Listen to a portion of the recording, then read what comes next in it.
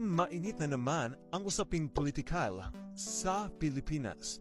Si Vice President Sara Duterte ay may kinakaharap na impeachment complaints. Pero teka, lumalaban ang kanyang legal team sa Korte Suprema. Pwede bang questionin ang kapangyarihan ng Kongreso sa impeachment? Pwede bang pigilan ng Supreme Court ang proseso? At anong magiging epekto nito sa politika ng bansa? Tara, pag-usapan natin. Unang-una, ano nga ba ang impeachment at sino ang may kapangyarihan dito? Sagot, Kongreso. Ayon sa Artikulo 11, Section 2 at 3 ng 1987 Konstitusyon, ang House of Representatives ang nag-i-initiate ng impeachment at ang Senado ang nagtatakda kung mapapatalsik ang opisyal. Pero etong tanong, ilang beses pwedeng ipa-impeach ang isang opisyal sa loob ng isang taon? Diyan papasok ang tinatawag nating one-year bar rule. Sinasabi ng Artikulo 11, Section 3, Paragraph 5 na hindi maaaring simulan ang impeachment proceedings laban sa parehong opisyal ng higit sa isang beses sa loob ng isang taon. Bakit? Para maiwasan ang harassment at paulit-ulit na impeachment para lang siraan ang isang opisyal. At hindi lang ito nasa papel, kinamit na ang batas na ito sa kaso ng Francisco versus House of Representatives noong 2003. Pinawalang bisa ng Supreme Court ang pangalawang impeachment complaint kay Chief Justice Hilario David Jr. dahil nilabag nito ang one-year bar rule. Pero teka, hindi ba eksklusibong kapangyarihan ng Kongreso ang impeachment? Pwede ba talagang makialam ang Supreme Court? Ang sagot, oo, kung may matinding pag-abuso sa kapangyarihan. Ayon sa Artikulo 8, Section 1, may kapangyarihan ang Korte Suprema na baliktarin ang anumang desisyon ng gobyerno kung may grave abuse of discretion.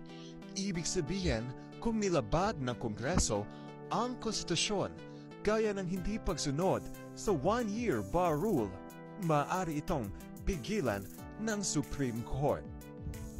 At dahil nagdesisyon na ang Supreme Court tungkol dito, dati malaki ang posibilidad na maulit ang kanilang ruling.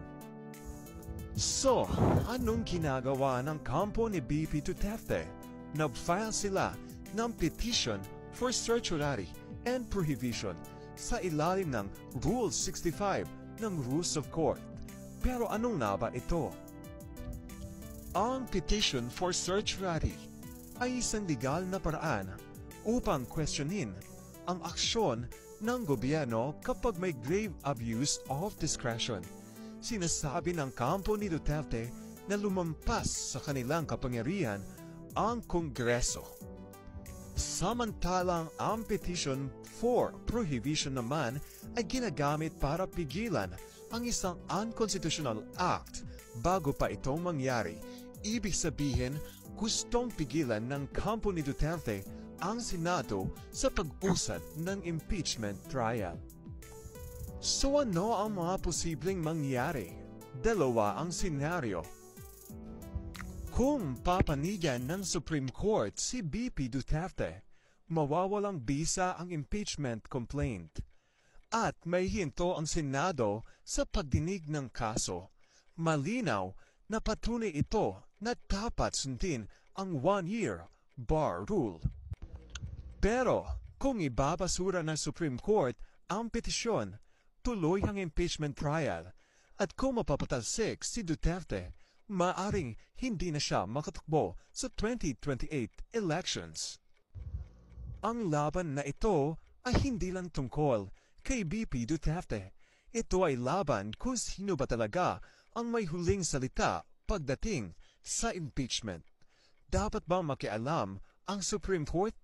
O dapat bang hayaan na lang natin ang proseso ng Kongreso. Ano sa tingin nyo? I-comment nyo sa baba at pag-usapan natin. Kung nagustuhan nyo ang diskusyong ito, huwag kalimutang i-like, i-share, at mag-subscribe para sa mas marami pang malalim na talakayan sa politika at batas ng Pilipinas. Hanggang sa susunod, manatiling mulat at makialam.